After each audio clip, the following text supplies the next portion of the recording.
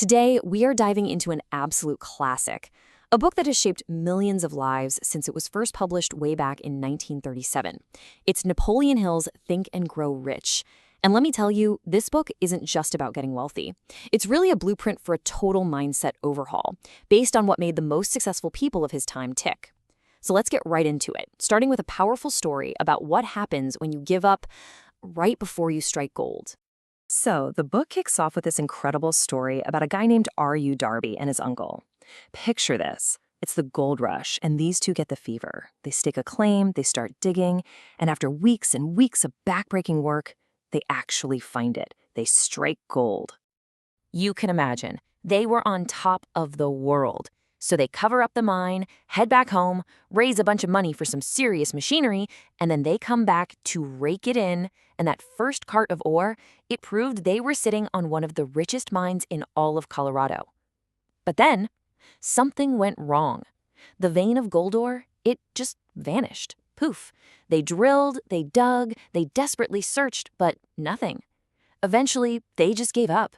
They quit. So they sell all their expensive equipment for just a few $100 to a local junkman and head home, defeated. But here's the thing. This junkman, he was no fool. He decides to hire a mining engineer to check the place out. And the engineer, he takes one look and realizes the Darbys had no clue about something called fault lines. His calculations showed the gold hadn't disappeared at all, it had just shifted. And you're not going to believe this. The junkman found the vein just 3 feet from where the Darbys had stopped drilling. 3 feet. Now, that story isn't just there for dramatic effect. It's literally the central metaphor for this entire book. It's a huge lesson in persistence, yeah, but it's more than that. It's a massive warning about what happens when we let temporary defeat get the best of us. The line between unbelievable success and total failure can be, well, just 3 feet. And this is the question Napoleon Hill throws right at us. I mean, think about it. How many times have you or I stopped just short of a breakthrough? Maybe in a project, a business idea, maybe even a relationship. It's a pretty heavy thought, right? And it perfectly sets the stage for everything else he's about to teach us. So why? Why do we give up? According to Hill, it all begins and ends right up here, in our minds. The single most fundamental idea in this entire book is that your internal world, it literally creates your external world. This is the big one. Hill is dead serious when he says that our thoughts, especially when we mix them with a white-hot desire and a refusal to quit, are an actual form of energy. And that energy can and will transform into its physical equivalent, whether that's money, success, or anything else you can imagine. So where do you even start? Well, this is it. And he says it's totally non-negotiable. You can't just sort of wish for success. You need what he calls a definite chief aim. This means knowing with crystal clarity exactly what you want and then pursuing it with an all-consuming, burning desire. It's got to become what he calls your magnificent obsession. Okay, so you've got this burning desire, you've got your definite aim. Great. But how do you actually make it happen? This is where the book gets super practical. He doesn't just leave you with theory, he gives you a literal blueprint for turning that thought into cold, hard results. And here it is, the 6-step formula.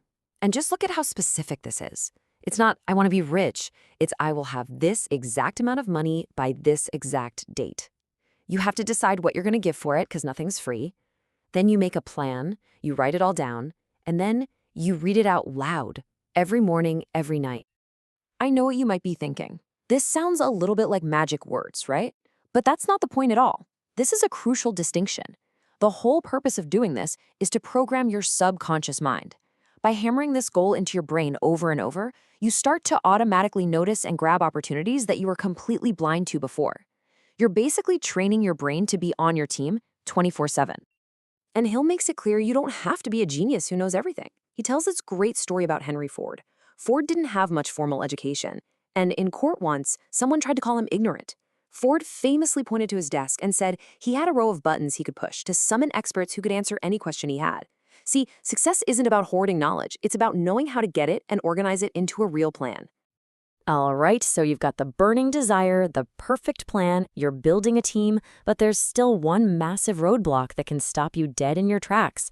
And according to Hill, the biggest enemy you'll ever face isn't your competition, it's not the economy, it's the person staring back at you in the mirror. Hill paints this picture of your mind as a battlefield, and on that battlefield there are two armies, positive emotions and negative emotions. The thing is, they can't both occupy the space at the same time. One has to be in charge, and your job, consciously, is to make sure the positive ones are always winning the fight. And out of all the negative emotions, Hill says the fear of poverty is the absolute most destructive. And look at its symptoms: indecision, doubt, worry, procrastination. I mean, do any of these sound familiar? He calls these the real enemies that stand between you and your goals because they just paralyze you. They kill your ambition before it can even get started. So, how in the world do you fight back against those fears? How do you boost your own power to actually get things done? Well, Hill gives us what he calls his secret weapon for success. He calls it the mastermind. So what is a mastermind? It's basically a powerful alliance. When you get two or more people together and they are working in total harmony toward the exact same goal, Hill says something incredible happens. A third, invisible mind is created, the mastermind.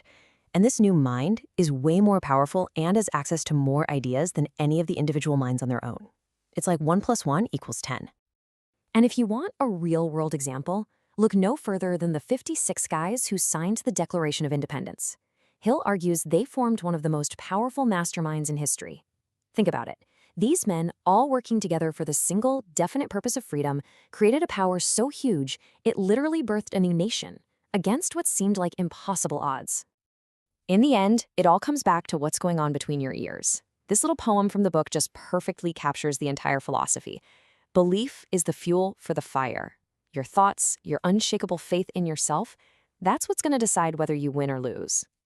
So all of this leads to one single powerful conclusion. Since you have the power to control your own thoughts, you, as Hill puts it, the master of your fate, the captain of your soul. The final message of this book isn't a guarantee, it's a challenge. Everything you will ever achieve begins with a single thought. So the only question left to answer is, what will you decide to think?